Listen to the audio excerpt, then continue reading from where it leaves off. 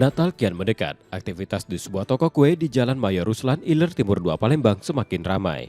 Permintaan hampers Natal terus meningkat, meski pemesanan telah dibuka sejak akhir November. Hingga Jumat 19 Desember 2025, pengunjung masih tampak silih berganti, mencari bingkisan untuk keluarga, kerabat, hingga relasi kerja. Fleksibilitas pemesanan menjadi daya tarik tersendiri, karena hampers dapat dipesan sehari sebelum pengambilan, bahkan di hari yang sama. Di antara beragam pilihan, hampers berisi keramik khas tetap menjadi primadona.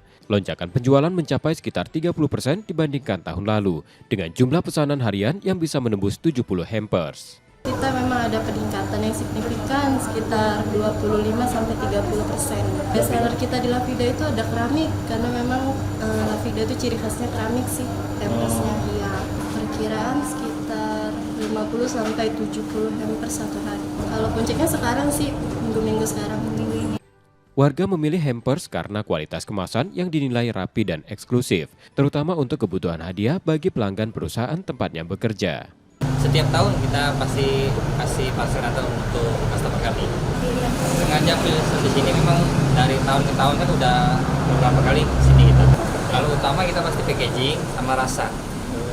Pemesanan hampers ditutup 3 hari menjelang Natal, dengan kisaran harga mulai dari Rp150.000 hingga lebih dari Rp700.000.